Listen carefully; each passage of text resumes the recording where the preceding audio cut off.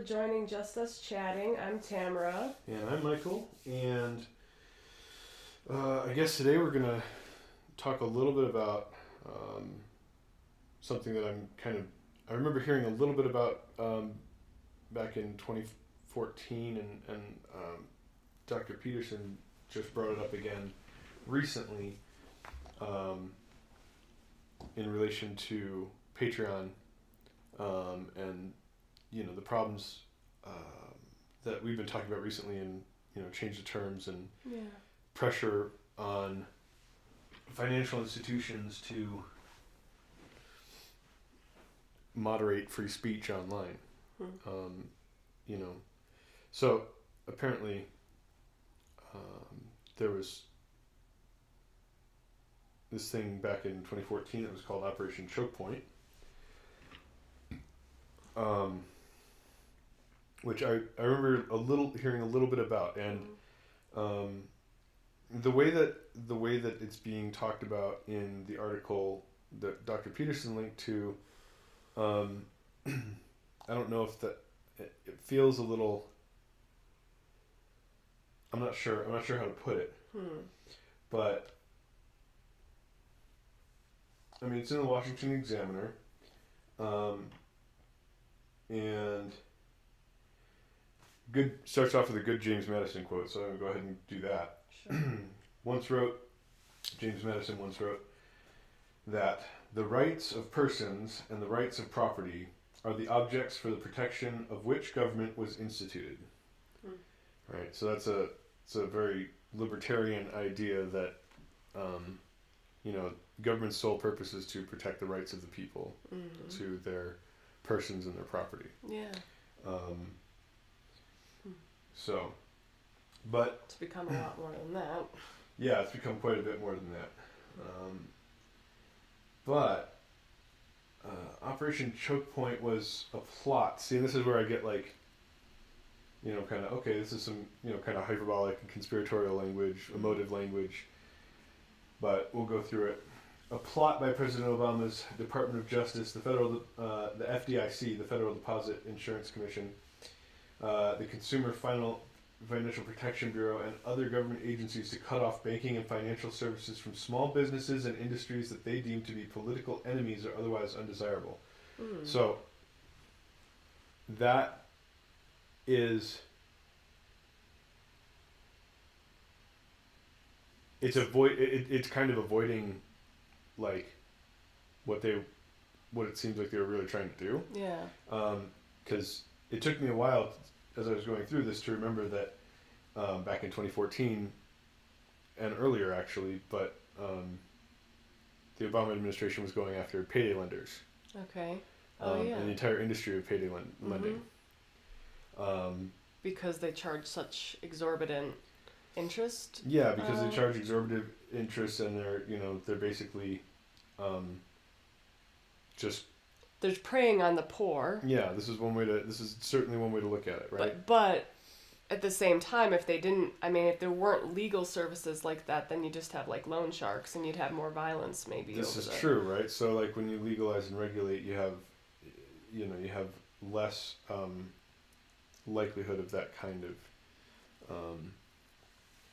If they can't charge enough interest to make it worth their while, right, then they're not going to be in business. But, well, I don't know. So I don't know how that all works. Yeah. It's I don't like the fact that, poor people have to take out a payday loan and the interest is insane if they don't, pay it off in time or, you know, in a reasonable manner. Well, but you hit the nail right on the head, which is that, if people are desperate, and regular traditional lenders won't give them money, and they're they want to fix their car or something like this, and they just don't have the money for it, right.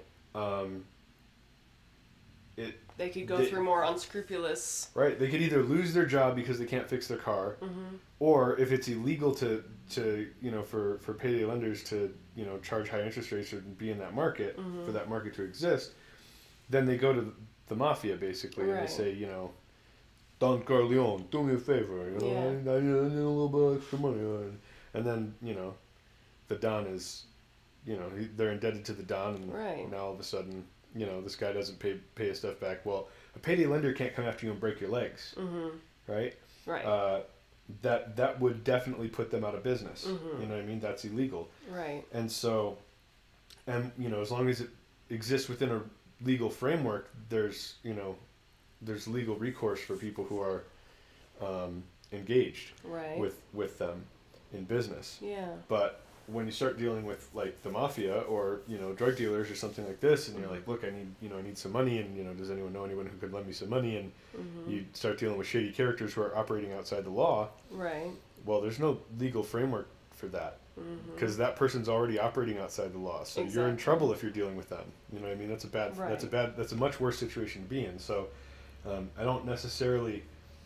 It's very emotionally satisfying to say, oh yeah, these people, they charge incredible interest rates, and they're so bad and all this kind of stuff, and But there's. I'm not saying that they're like the nicest people in the world or anything, but there's a big risk involved in lending to people who obviously don't have money and that other people won't lend to. Right. Right. Traditional institutions won't lend to you.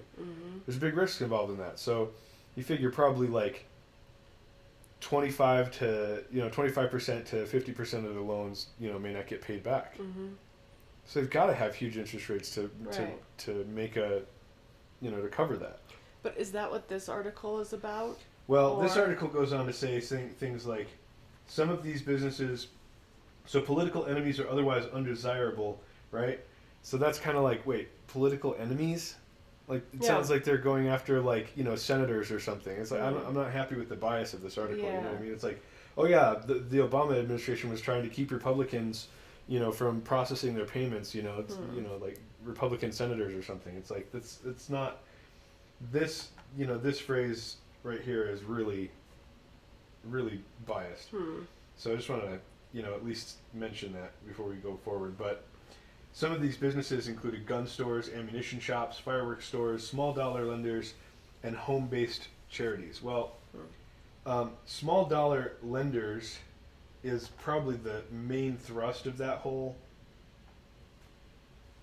plot. Yeah, that whole program effort. effort. It's probably aimed at small dollar lenders, and they at least tried to make those front and center. So. And then I went on to they go on and say, oh look, these documents have been unsealed, right? And so I went and looked at the unsealed documents, or well, at least I went over here to this other website where they're talking about the unsealed documents. And on this page, I didn't find any mention of the word gun store, anything like that. So I don't know where they're getting that information from. But there's people who tried to deny the existence of the program, but it was basically about trying to stop payday lenders. Okay, now, and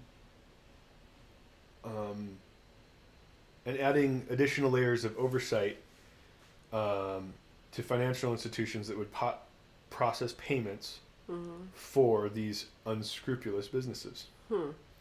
Right, so this is like back in 2014. This is 4 years ago now. We're more than 4 years ago.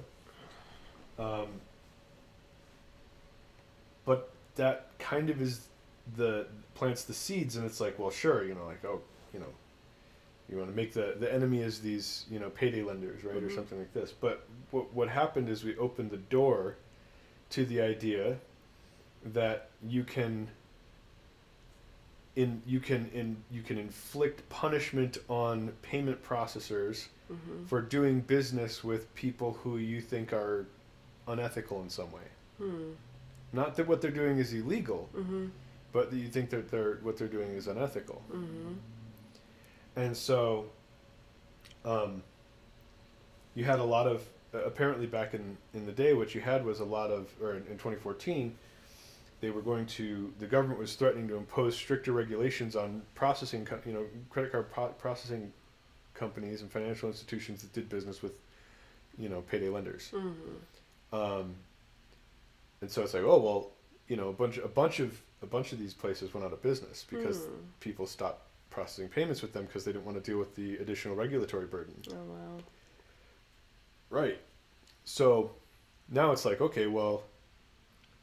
Is it like setting a precedent, kind of? Yeah, it's starting to set a precedent, right? And then it's kind of like, okay, so then we see now that, you know, with that's a similar idea to what we're seeing now with Patreon and if they're being kind of bullied in the background by payment processors who are worried about additional regulatory burden.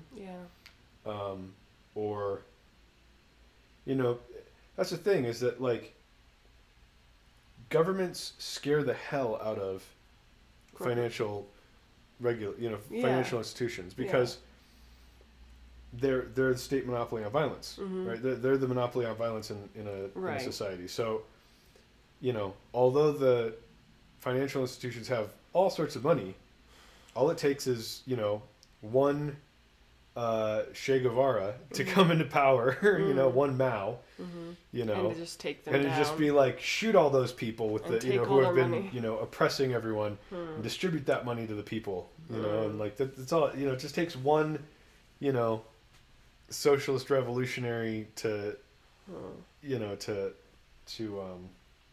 come to power like that and really just clamp down and, you know, destroy everything. So they tend to be, you know, like, okay, well, you know, we're going to go ahead and make the adjustments ourselves so that the government doesn't clamp down on us, right? We don't give them any reason to. So even though we've got a different person in office and there's a lot of the same regulators in the agencies, you know what I mean? The unelected bureaucrats, the appointed bureaucrats. But even though a lot of the, you know, the top people have changed, you know, via the elections, and Trump appointing new people and firing people like crazy and appointing new people, the banks and financial institutions have kind of gotten a signal, you know what I mean? Like, whoa, we're not gonna, okay, so like we've got to be, you know, now they're walking on eggshells about who they can process payments for. Right? And so somebody says the N-word on YouTube on some channel and you know, MasterCard is like, you got to stop. We're not going to process payments for you if you're going to be a platform that allows people to say things like that. And which is doubly kind of, it's like super chicken shit in a way because it's like they're not, like, they're saying, okay, Patreon, you have to handle the legal ramifications of the fact that we're not going to process payments for you if you continue to have this person on your platform. And then they kick this guy off the platform, right? And now there's all this stuff coming at them, you know, about Patreon. They're dealing with the backlash. They're kind of stuck in the middle, right? They're stuck between creators and payment processors. In a way. This is a very generous way to look at it, right? Like it could just be the case that Patreon has, you know, a social justice, you know, trust and safety team, right? That's just straight up social justice ideologues. You know, and they're like, screw this guy and his quote unquote free speech. You know? I mean, so that's possible, right? But a very generous way of looking at this is that, you know, and there's been some indication that they have been approached by at least MasterCard in the past. So it's a whole complex issue, and I don't agree with him using that, you know, even though I get what he was trying to do in saying it, because he was using it against, you know, white supremacists. But anyways, he didn't use that word on their platform. He used it somewhere else, and what concerns me is that it seems like anything you say can be used against you, no matter... In the court of public opinion. Yeah, in the court of public opinion, no matter what platform you're on. Even if the terms and conditions of a certain platform are that only if you say this on our platform will you get banned. Yeah, and that's been one of the big concerns, too, is the idea that, okay, so the terms and conditions of payment processors extend to your entire life. Exactly. I mean, it's if you heard, do anything anywhere. Yeah. If someone hears you, if someone catches you on video, and maybe even not, I don't know. You know, it seems like your whole life, you know, whatever you do could be used against you. Whatever you say. Right.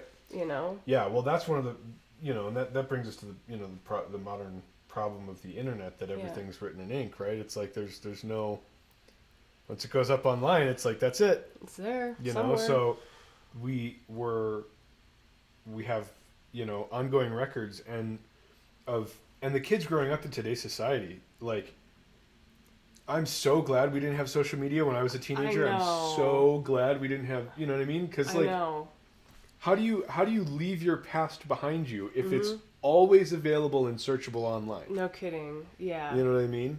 Yeah, I can't imagine if my how do you change as a human? You know what I mean? Like, we're gonna have to become so much more compassionate. And aware of the fact that people grow and change. Yeah, people do stupid things at certain points in their life, especially when we're young. Yeah, and we have stupid ideas. Yeah. You know what I mean? We say stupid things. It's like, yeah, I did plenty of stupid things as a teenager, but like, I've been, like, we're always stupider than we could be. Right. But, you know what I mean, mean? we're constantly changing, well, at least hopefully, but I mean, within a matter of a year, you could have a different opinion than you did before, Right? I know you and I have changed a ton since we met 12 years ago almost. Yeah. So, yeah, we've just been and like and the funny thing is, if you look at it politically, we've gone like from liberal to conservative to liberal to semi like mixing of the two. I don't know. Yeah, but I mean, we've gone back, and it's not like we've changed our views but stayed on the right, or changed our views and stayed on the left. It's like we've been raw vegan hippies, right? Walking around in toe shoes and the like Vibrams. Yeah, you know what I mean, like. And like, I've worked in the gas fields, and like, so it's like been and then working class, and so, and then I've been entrepreneur. I mean, some of the things I believed only like 6 or 7 years ago. Yeah. I don't really believe that anymore, and I probably would be a little embarrassed if I had video of me talking about it. Exactly. That's what I'm talking about. Well, not embarrassed, but it would be something like, please don't, judge me based on those beliefs and those Don't judge ideas. me based on what I was. Yeah.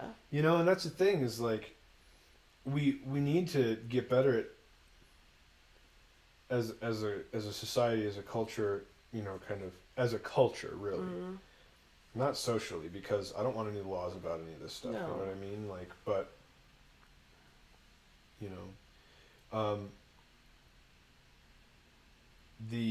as a culture, we need to be better about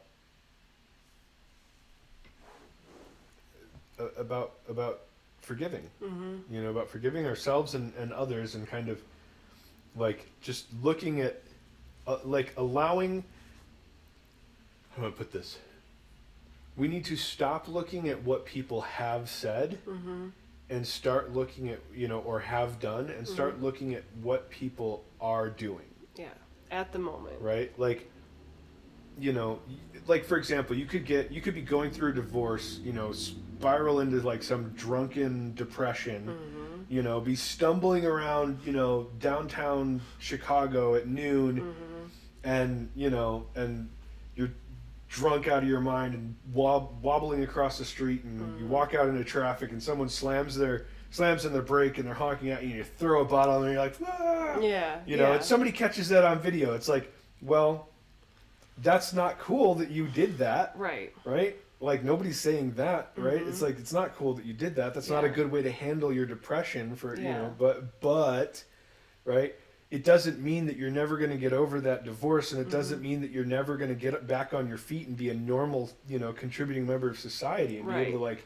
And you shouldn't be judged based on one moment, one day, 1 week, 1 month, whatever, like, however long it takes. Hopefully you're not doing that every day for a while, but people, we have our down moments, we have our dark moments. Like, I'm sure everyone has done something in their lives that they would be entirely ashamed of, and it would be horrible if it was caught on video, And so, like, if this keeps happening, where we're getting, well, let me go back to this video here. If it keeps happening that well, if payment processors are going to be allowed to just kind of decide, oh no, we're not going to do that because of something you said something at one you said, point. or we think that you're ethically suspect for one reason or another. Like we just don't want our brand to be associated with you. We're not. They're just being risk averse is really what it is, right? And they're being so risk averse, and this is the thing about financial institutions, right? They're so risk averse. Yes. You know what I mean? They're really, really like they're bean counters. Yeah. They're penny pinchers. Yeah. Right? And so they're incredibly risk averse, and they're like, okay, well, here's they're making like really like, okay, we'll make an investment and you can have like a 2% return on your savings. Like very frugal, safe. orderly, very probably high in conscientiousness. They're paranoid. Yeah. Right? Yeah. They're they're paranoid at the well, certainly, at an organizational level, right? Because you think about, like, if you got a bunch of people who are kind of paranoid, they're all working together, right? Then, you've got everyone looking over everyone's shoulder going, like, are you being safe? Are you being safe? And what kind of a culture does that create? Corporate culture, right? So they're, like, super safe. Yeah. They're trying to be super, super safe, which is why it's like, okay, well, we're processing payments for a company that's basically acting as like a middleman for us, right? And they can now if this is the case, right, where they're pressuring Patreon, then they're pressuring Patreon, and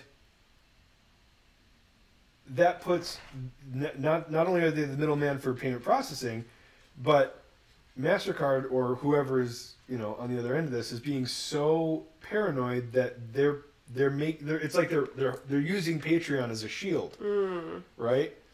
They're like, okay, well, that was scary. That guy said the N-word on YouTube, so we're gonna like, it's like, it's not us, it's them. They're the ones supposed to bring them. It's you guys. You guys have to deal with it, right? And so like, then the public is having a fight about Patreon doing this stuff, and it's like, well, actually, MasterCard's being like this chicken shit using Patreon as a human shield, kind of, It's like just strapping bodies to the tank and driving into battle. It's like, that's not cool. Yeah.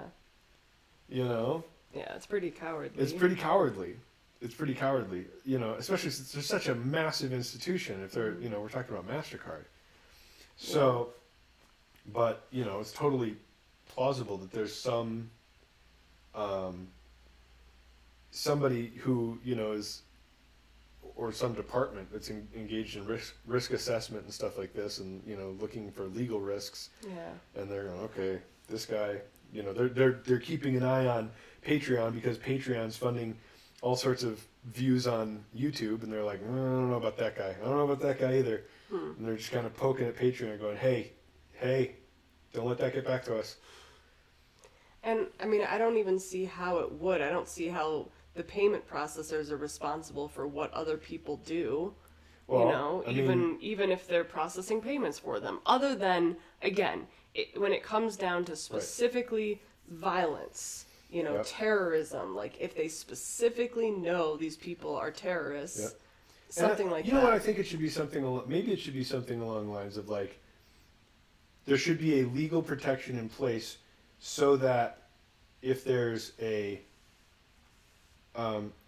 basically a judge has to sign something that says, yes, you should stop processing payments for these people. Yeah, right. You know what I mean? That's the thing, like, I don't even necessarily think they should be held accountable for what people are doing with their money. Right. And like you said, though, if that was the case, if the judge actually said, like, this is a terrorist group, you need to stop, processing payments for them. Right. That's one thing. Then it's like, okay, now the onus is on you. You have to stop, right. Payment processing for these people. But other than that, like, they really shouldn't be held accountable for what other people are doing. No, they shouldn't. So that's a problem. But I think that, well, yeah, I guess I was interested in the kind of slippery slope idea that Operation Choke Point started out with, and this is how things go a lot of times. It's like, oh, well, pick payday lenders because gosh, if you want to pick a greedy capitalist enemy to malign, it's like, sure, pick the guys who are, charging 50% interest rates and, predominantly operate in poor neighborhoods. It's like, there you go. There's your so no one's going to be upset exploitative, greedy about you going after those guys. Yeah. And here's the thing. It's a nuanced case, like we said, right? Like, these people would otherwise be dealing with more unsavory, violent people. Exactly. That are not working within the law. Yeah, and that, with whom they have less legal recourse because they're more likely to engage in physical violence. Yeah. So it's not an easy. Yeah, it's not an easy thing, but there's still an easy political target. Mm-hmm. Sure. Yeah. Because it's like, it's easy to make them into, emotional bad guys. Yeah. It's easy to, kind of malign them and say that they're horrible people. Yeah. So that. And they're certainly not the most upstanding citizens, in my opinion. But, who knows? But, yeah. You don't, right? It's kind of like, okay, so this idea that, like, anyway, it's easy to malign them because it was something we just feel like, how dare you charge these people, high interest rates? Yeah. You should, like, we think of the way to help poor people is to give them money, right? To give them things, to be, to help them by giving them things, right? Although that's not always the answer. It might not always be the answer. It might be that. It might be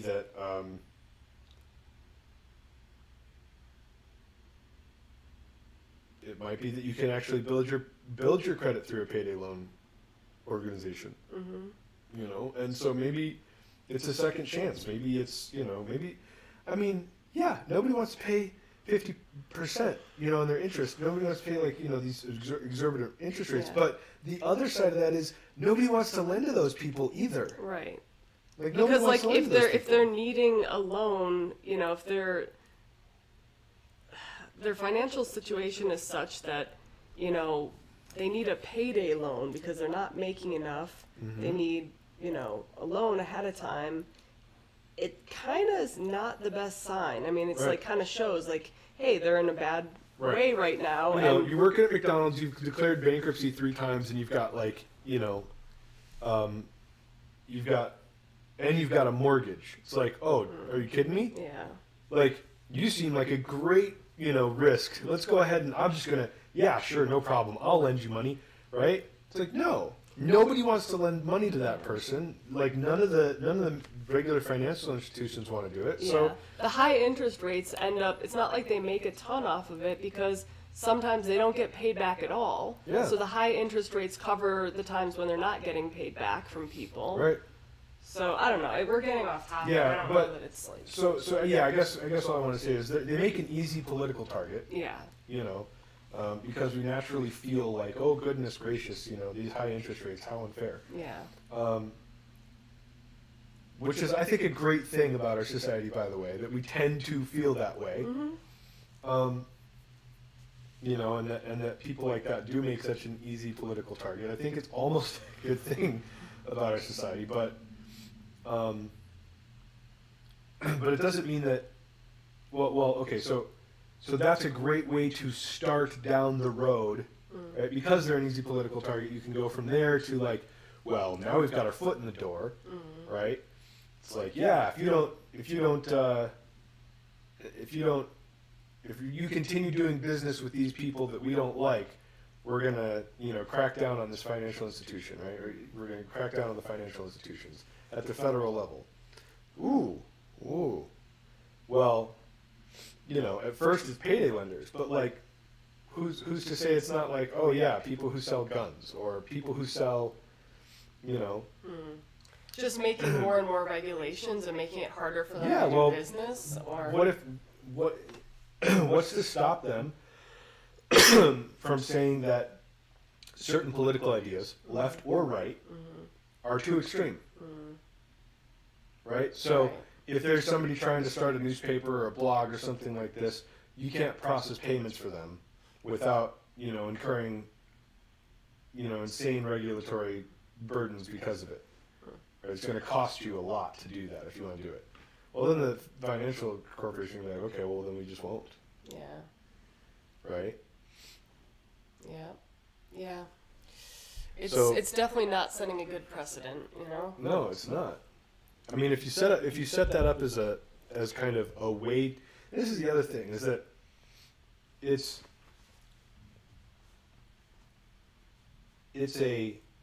kind of a safety versus freedom dynamic obviously going on here too. It's like, do we believe that we live in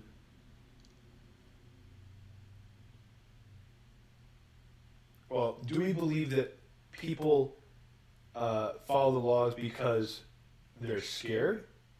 Or do we believe that people generally are good and we make laws based around what good people generally do? Right? And I think it's the latter. Although I think most people tend to think, oh yeah, we have laws and if you break them then you get in trouble, and that's why, people are good. Because if you break the laws, then you get in trouble. Yeah. I think that's how most people tend to see it. Right. I don't see it that way. There's a little bit of both. I mean, I think people do tend to be good overall on the whole. Yeah.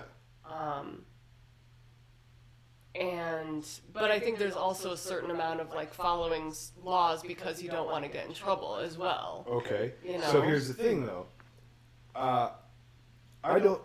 It's not that, okay, I don't murder people, right? Right, you don't need a law. It's not because it's right. illegal. No, I know. Right? But, okay, so the speed limit, right? If there wasn't a speed limit, if there wasn't a potential for getting a costly ticket, right, we'd probably go different speeds. We probably would go higher, but the people that follow the speed limit, a lot of them are following it because they don't want a ticket.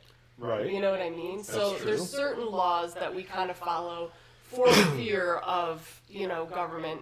Mm-hmm. Now the question is though whether or not whether or not it's immoral. Mm-hmm. So, yeah. Right. I mean. So is it wrong to drive fast? No. It's more that it can be dangerous on certain roads, and depending on what's around that area and whether there's curves, and if I do think it's good that there's a speed limit to a certain degree, because it kind of, if people are generally following that, give or take 5 or 10 miles per hour, then it makes things a lot safer. Whereas, if there's no speed limits and there's also no minimums, and someone's going 40 and someone's coming up on you around a corner going 80, and all of a sudden there's someone going only 40, well shit, that's going to be an accident. Yeah, especially, it's true. Out here we've got lots of curvy roads. That's the other thing, is it's mountainous and curvy, and there's places where if you go too fast you may fly off a cliff. I mean, we've got lines down the middle of the road.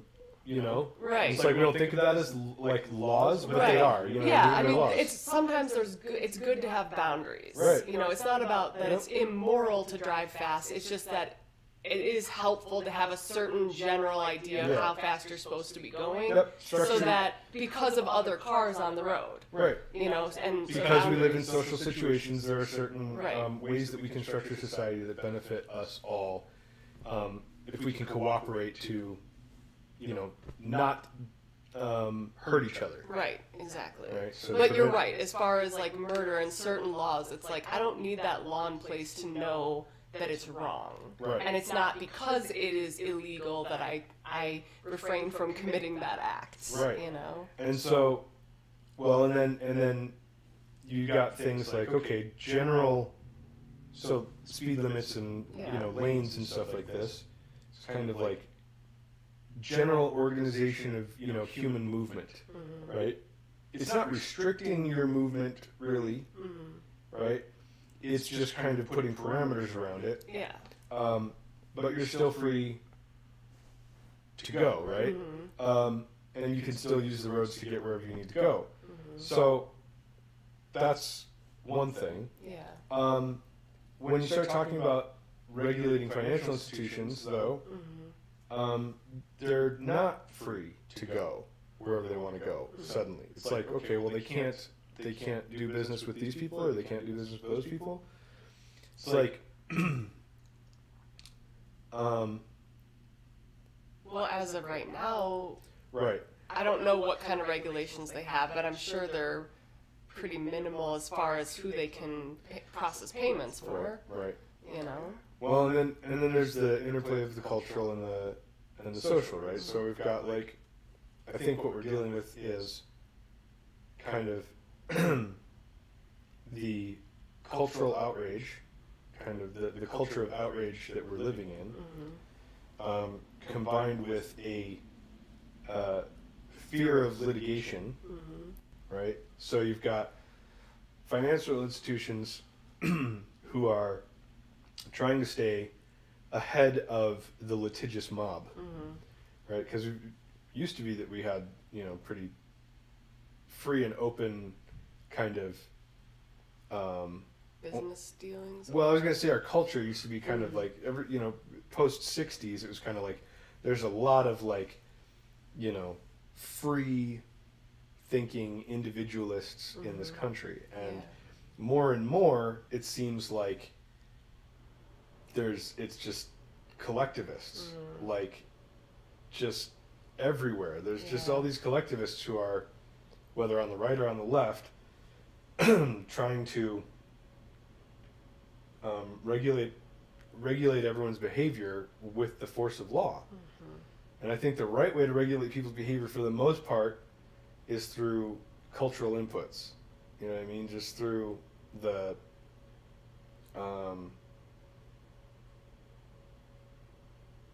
just through appreciation and shame, basically. Because they're pretty strong. As evidenced by this, change of terms thing, and just, I mean, the number of people whose careers have been ended by Twitter mobs, you know what I mean? Stuff like this, or, the fact that Kevin Hart got removed from the Oscars because, a Twitter mob found some old joke that he said, and you know what I mean? Like, the power of that kind of stuff is plenty powerful. Yeah, I think it's actually really scary. Yeah. It's very scary, right? So, as long as we keep those things away from influencing the law, right? Because if those things Certainly.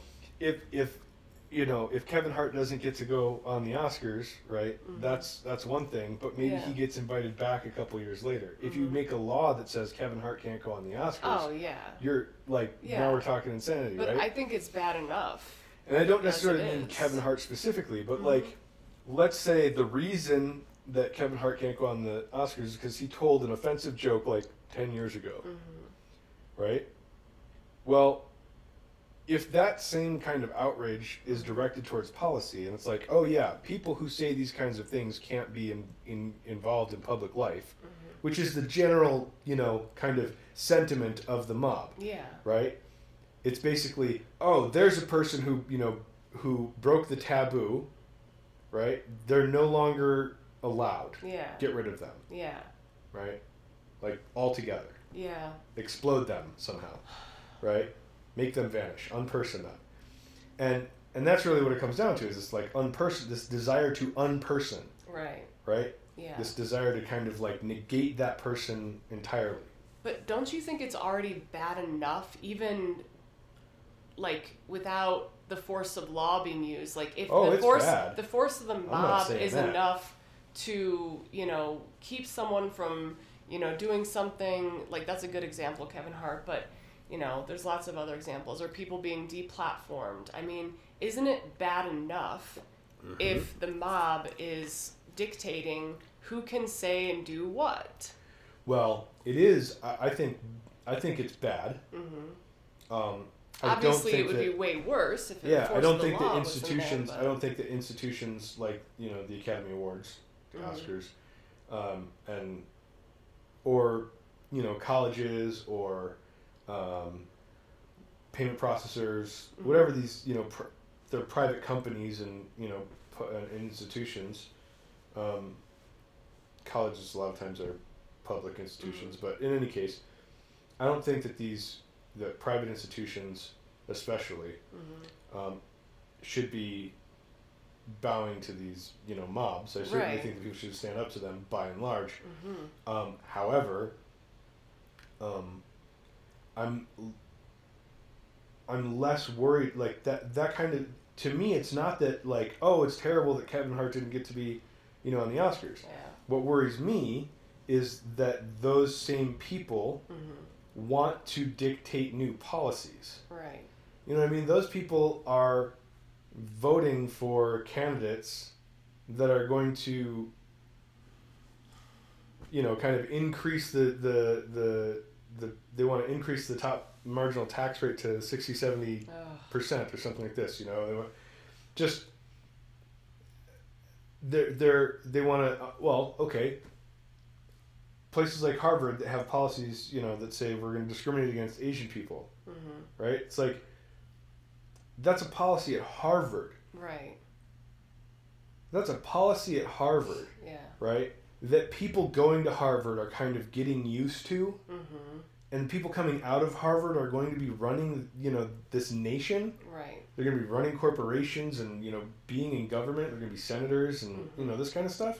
Yeah. That's terrible if that stuff gets into law. Right. Right? It's okay in culture, but to me, culture is kind of like, what's going on? Right? And then eventually, like, it's like, oh, the wind's going that way, huh? Well, wherever culture moves, like, the state will solidify behind it. I know. You know what I mean? Yeah.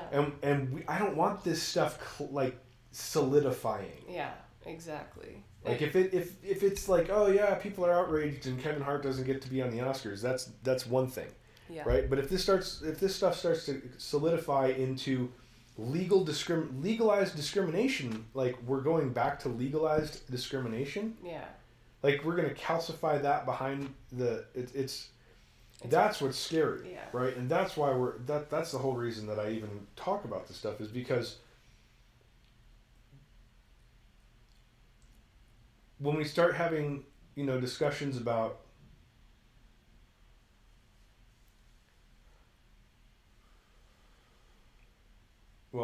affirmative action, one of the things, it's like, okay, so if I'm having a discussion about affirmative action, right? Basically in the mainstream, in the mainstream media or, anywhere in kind of modern culture, like in pop culture, if I'm having a discussion about affirmative action first of all, if I'm having a discussion about affirmative action, I'm probably just considered a racist right there, right? Like, for it or against it. It's like, don't even mention it because it's already in place and we're just not going to talk about it. If you bring it up, you're in trouble. But bring it up and you're against it, then you're definitely looked at as a racist. And it's like, it's so Orwellian because it's absolutely backwards. It's like they've changed. In order to get it backwards, they've changed the definition of racist to prejudice plus power. Right. Right. And then even with that definition, right, they want to say, okay, so what we should have is some sort of, we should have institutions, right, create policies that privilege certain groups against others. It's like, well, if you're going to institutionalize these powers, then these privileges, then there's power behind it. Right. So even by their own definition, it's power plus prejudice. They're being racist. You know what I mean? So it's, but it's like, no. That's not what power means. Power means white people. Power means the the patriarchy. Power means some system that we have from the past that we have uncovered. That we're saying, and it's never different. It's always it's always men, and it's always white men and white cis heterosexual men. So whatever, but the point is that even by their own, it's definitely power because they're institutionalizing these things, right? Harvard has as a policy, affirmative action, and so That's a policy that's put in place by an institution. That's exercise of power. Yeah. Right? If that power isn't applied evenly across races, then it's racial prejudice plus power. That's racist. Right. Even by their own definition. Yeah. Right? So how this stuff gets through, that's why I have to go with Peterson's assessment. It's pure resentment and guilt. You know what I mean? It's white guilt and resentment. Yeah. Yeah. I mean, there's you know, and genuine racial animus, right? Like genuine racial hatred, right? Yeah. And I'm not saying that you know, people of color, I don't like the term, but people of color, it's not like, you know, it's like Filipino people are people of color. Yeah. It doesn't mean that they're, you know what I mean? It doesn't mean that they have, you know, a shared experience with African Americans. African Americans don't have a shared experience with people from South Africa. Right. You know, or from, you know, Ghana. You know, so it's like these terms are, they're so, I don't know. It's like, okay, well, yeah, people of color, because of your skin You're color. You're lumping them all in it's under so one banner. Right, it is. It's so racist. Very racist. But if I was black, I wouldn't want to be called people of color. I know. I don't know why. It just sounds so bad. It's like, I'm not a person of color. I mean, I think that's a color. I got some pigment. You know what I mean? It's like, well, I don't know. Color exists. You know, white is a color. Right. Like, yeah. You know, so anyway. It's, you know, it's just, everything's become so much about race. You know what I mean? And it's just. There is, you know, the diversity, well, not everything has been, you know, I mean, like, yeah, there's a lot of it in the media. Yeah. You know what I mean? When you try to talk about border, right? It's like, okay, well, if you want to talk about the border, then you're a racist. If you want to build a wall, then you're a racist. It's like, I mean, really? Yeah. Like, those two things don't necessarily have to mix. Yeah. You know? It's like, that's a pretty unsophisticated way to talk about things. Yeah. You could talk about, you know, immigration policy. Yeah. And not be a racist. You can just be rational. What if, let's look at it this way. What if Russia was on our southern border and it was a bunch of white people, but they were a bunch of, you know, basically communist types, you know? Right. Like, we got a bunch of socialists on our border. Yeah. Right?